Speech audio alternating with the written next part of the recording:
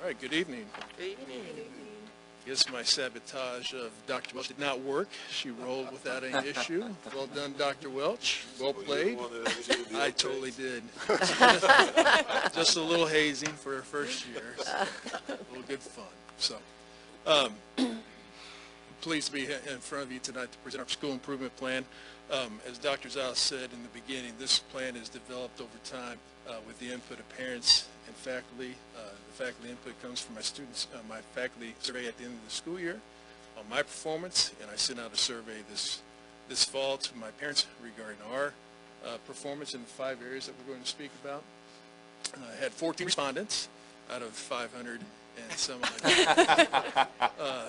But there was some good feedback in there that we were able to take forth, and some good affirmations really to show us that we're on the right track and in the right direction. So, see, you did it back. There we go. She tried to get me back. So this first slide is our school improvement plan from last year. The color coding denotes our success from last year's plan, and you have this item in your binders, and it's labeled accordingly. So the things in yellow are the things that were partially met over the course of last year. The things in red we did not meet at all. And then the things in green are the things that we accomplished over this course of last year. So we're pretty proud of the overall success of what we did. We just had a few things that we didn't quite measure up in, and I'll talk about those briefly right now.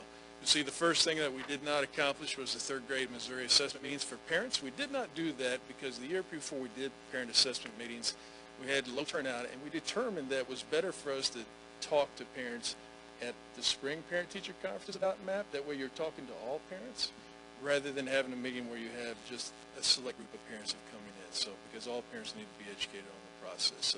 So we forwent that goal last year based upon conversations.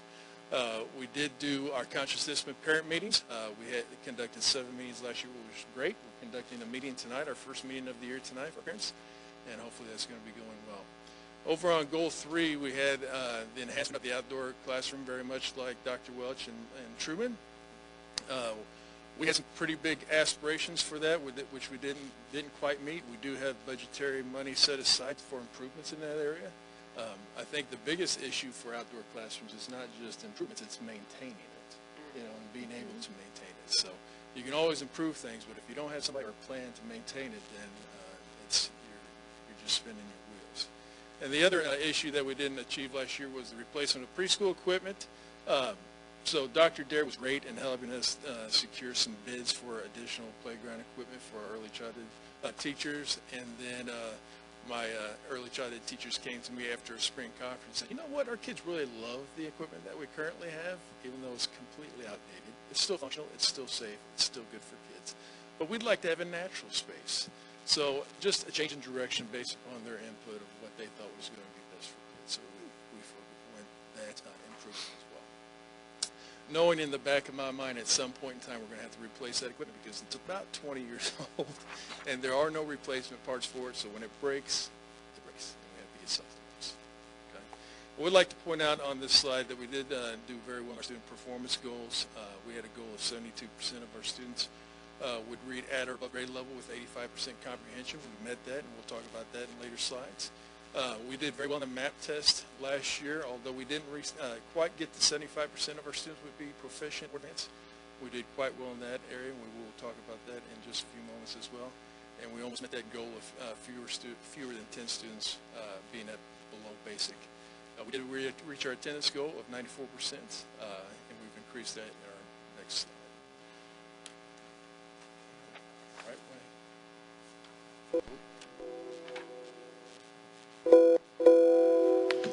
It's okay. Dr. Welch, I'll get you back. No, it's you. So if you flip over the sheet in front of you, go ahead. Next one. There you go. These are the goals based upon last year's SIP plan. You see very similar goals in areas that we didn't quite meet, the things that were in yellow or perhaps in red that may be there or may not be there. And then we changed some of the things that were green. Okay? So that's what it looks like. Thank you very much. All right. Our goal one for this year is parent and community involvement, which corresponds with our comprehensive school improvement plan. We want to still conduct parent meetings this year. That's still on our goal list. However, last year we just conducted meetings for pre-K and K. We're just getting started, just starting out. This year we're opening it up school-wide for all grade levels to be able to come and participate in that. And as I said, we're starting that meeting tonight. I facilitated those meetings out to our book study groups, and teachers are taking the lead on those groups. So not only does it help involve our parents in the process of conscious discipline, it also gains some fidelity because they're learning a little bit more about it, because anytime you teach something, you become an expert in it over time. So it's a good thing. We're also looking forward to continued development of parent and community involvement through our new website, which is fabulous, and the app. Nice way to communicate with our families, and we're learning about it this year. We've had some professional development from a district standpoint for the principals, as is our secretaries. Thanks to the work of Gina Zervos and Ginger in technology, we're doing things really well. So we're going to be learning about it. We're going to be utilizing it as best our ability. We're still going to be using Facebook because people still use Facebook. Just because you have a new shiny toy doesn't mean you have to throw out the old shiny toy, because people still communicate through Facebook, and we're still going to use that. I did. It's all old people, right? Right.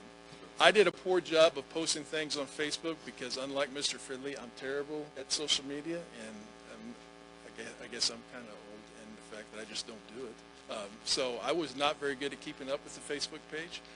Rebecca Humphrey, my secretary, is very good at Facebook, so it's delegated to her. So teachers are emailing her pictures, talking about things that are going, and then she's posting it on the web while I'm in classrooms trying to evaluate teachers and see what things are going on. So I just don't do it. That's a growth opportunity for me, for sure.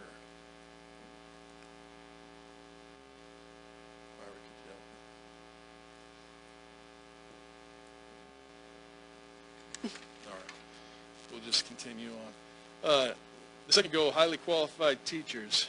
We have ongoing professional development going on for our teachers. We still have professional development for conscious discipline. Our teachers came back to us and told us, we had focus groups last year where it was more like a support group and learning through the process.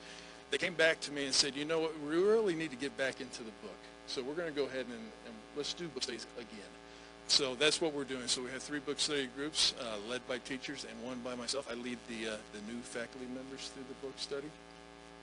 So they're learning through that. We're also going to be sending some people, I budgeted some money away from our professional development dollars to actually send them to the headquarters of Conscious Discipline in Orlando to get some first-hand experience from the experts of what exactly it should look like within the building and how you can implement it in the classroom. Now, those teachers will come back and help us, build some more fidelity throughout the building as they have professional conversations and cooperate with one another. We also have Fast Forward professional development. Fast Forward is a computer program that we use to, it's a response to intervention piece to help our kids who are struggling in certain areas. It's also an enrichment piece for kiddos who are high flyers. We've had this site license for the building for a couple years now at least. And it just wasn't being utilized to its greatest potential. So we're sending teachers. They're there right now. They're in Arizona at the conference for Fast Forward, and it's a worldwide conference. And they're getting educated on how to implement this accordingly into the building. They're going to come back on our CSD days. They're going to train their respective grade levels on what it looks like, how to go through the data, how to use the data to promote student growth. And then we'll be doing things much better than we are right now. We're doing things pretty well. So, all right. One of the things that we tried to do last year, and we did it to some extent, but we need to do a little bit better job of it, is develop and implement a transition plan for our preschool students entering kindergarten. We talked about that last year because it was a piece that I had overlooked as we went into bringing preschool into the buildings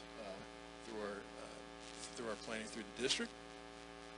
We have always had preschoolers in my building, so I just took it for granted that, it was just going to happen. And it didn't. So we have to facilitate that, and we have to do a little bit better job of that this year. One of the goals last year was to have more teachers involved in IEP meetings. That happened. we made it happen, so that's not on this year's goal. But we still need to work on our communication piece and really being specific with strategies on meeting, during CSD days, during high school times, so that we have that open communication. We're continuing with Conscious Discipline Journey. Conscious Discipline, for those that are unaware of this process, is a social emotional program that we use to help kids deal with their social emotional needs. And we've been on this journey this is my 4th year in it. For the building, it's the building's 3rd year in it. And this is not a 1 or 2 year deal. This is a multi-year process that you have to go through to build the building within all your classrooms. So everything's centered around safety. What's safe for kids? If kids feel safe and they feel loved, then they're going to be able to. And that's the basis of everything. And what it is, it changed your perspective on discipline. It's no longer a punishment-based system. It's a teaching system. You're providing kids with the skills necessary to help their own upset, because when you get an impulse, kids will react if they're not equipped with those skills. And 2, to give them the language to help solve their problems. Like, I don't like it when you butt in front of me in line. Please go to the end. Things like that. Those kiddos just don't have that language. You have to teach it. So it's ongoing teaching on a day-to-day basis. You can't expect them coming into the classroom knowing these things, because it just doesn't happen. Not this day and age. Not anymore. So we've got some good feedback from the parent surveys on conscious discipline. It's working for my child. We'd like to learn more about it. That's why we're doing the parent nights, as we heard from our parents. And it's still a process, and we're still growing. They're growing pains, and will be. But we're well on our way of doing some really cool stuff. Chromebooks and iPads are always up for replacement, so you have to be specific about budgeting for those replacements. We have a lot of technology in our building, lots of carts, iPad carts, Chromebook carts. It's being used every day. Google Classroom, it's being used in kindergarten classrooms. It's used on our dyslexic instruction in Title. They're used all the time. But I think we're out of the mode of adding to, and now we're in the mode of making sure we're on a schedule to replace. So that's an ongoing thing that we have to look for. Now for our facilities, in terms of learning instruction, we took off the playground equipment and we just are focusing on the outdoor classroom. Going after those two things together is a pretty big task. Those are big ticket items and things that you have to be planned for. So we're just working on the classroom, outdoor classroom this year, and trying to develop a plan, not only for design, but for maintaining. So we talked briefly last year that we met our grade level goal of students reading at or above grade level. We had a set a goal for 72%. Actually, 76% of our students were reading at or above grade level. This has been an ongoing upward trend at Wyman for the past 4 years. So since we reached 76% of our students reading at or above grade level, we set our goal at 76%. See if we can maintain that, because that's a pretty lofty number, depending upon the needs of each individual grade level, because those change from year to year. So we're going to try to hit that again. We did very well in the MAP scores. This picture up here is a picture of our MAP Awards ceremony. Thank Dr. Davis for cooperating with us and making this happen. These are last year's third graders who are now middle school fourth graders that we bussed over to celebrate their accomplishments in achieving advanced or proficient on the math or English language arts test. So our goal last year was 75% of our students would be proficient or advanced. We didn't quite reach that. This past year we were at 67% for English language arts and 70.9% for math. So big gains over last year. So we're still shooting for that 75% mark. We had fewer than 10 students in below basic in English. In math, we had 8 students that were below basic, and we hit 10 students were below basic in English language arts. So we didn't quite reach that goal technically, so we're going to keep that goal. But still trending in the right direction. Our attendance rate last year was set at 94%. Our last 3-year average for attendance has been 94.4. We're going to try to hit that again. Again, that's a big number and a lofty number. There's a lot of districts in or schools in the state would like to have that number. So we're pretty proud of it, and we'd like to maintain it or increase it over time as students continue to be involved in the conscious discipline. They feel safe. They want to be at school. They're loved there. They want to be where they're safe and loved. And then last year, our governance goals for myself, the building leadership team asked me to develop a theme for each year. So we're going to work on that, and then it's continuing increasing the knowledge of the standards in both the Missouri Learning Standards and the Early Learning Standards for myself as I try to guide teachers in instruction. So that's it. Any questions? Dr. A, I have a question. You said it's your third year on the conscious discipline at Wyman. Are you able to tell a difference in your third graders who have had it first, second, third grade this year? If you ask my third grade teachers, they will absolutely tell you there's a difference. Yeah. That kids are able to self-regulate. Kids, part of the things in building a school family through conscious discipline is we're in this together. You know, so in that school family, kids will cheer each other on. You know, and just be happy for one another that they're doing well. If students are having a tough time in class, they will wish them well. You know, we've had kids across the building. One of my Michelle Pogue's third grade teacher. Her granddaughter was out of school for a couple of days because she was ill. And when she come back, she was coming in with grandma. She said, you know what, my class was wishing me well the last couple of days. You know, so it's stuff like that that helps get the kids into the building and keep them in the building. They're looking forward to coming in. So they would tell you absolutely. And that was one of the reasons you can't, it's difficult to analyze year to year the successes of map data because the differences in third grades from year to year and make up with those classes. But my teachers tell you last year we had some pretty significant social emotional needs, but we were able to overcome those things because they were equipped with what we've been working on over the past 3 years, and they did well. They really did. So we're proud of the process, and we're excited about what we're going with. Thank you. Do you see a reduction in referrals to your office because of it being in year 3? You know, I've never had a whole lot of referrals from our big 5. We average about 1 and 1.5 referrals a day, and for 530 kids, that's not too many. Yeah, you know, to be quite frank. And that's been the case since I've been there, because teachers try to handle the discipline issues within the classroom. They don't send it to me very often, and when they do, they need some help. So I think it's just more of, you can't really get it through that data. It's more of just interacting with kids and how they're interacting with one another, honestly. You mentioned your technology earlier and said you have lots and lots of carts and such. And I'll have a follow-up question after that. Are you at one-to-one or close? We're at one-to-one in second and third grade, which I think is appropriate because they're utilizing Google Classroom on a regular basis. In kindergarten and first grade, we are not one-to-one, but we have 3 carts at minimum per grade level. We have 5 classes. So we have, I think, in my opinion, ample technology for them to be able to use. And that was going to be my question. If it wasn't one-to-one, you're comfortable with what you have is fulfilling the need. It's not that you're missing something. For sure. Excellent. For sure.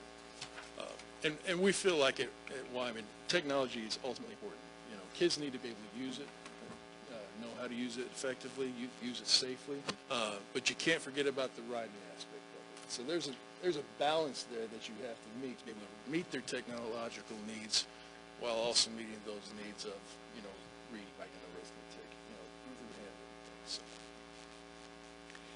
handwritten. So. Is your Fast Forward program, is that only at Wyman? It is school-wide at Wyman. There were licenses, I believe, at one time, and I don't want to speak for most. Wyman is the only building that has a site license. The other buildings have a limited number of licenses at each site. Okay. A lot of that work was due because the site license was very expensive. But we had worked over time.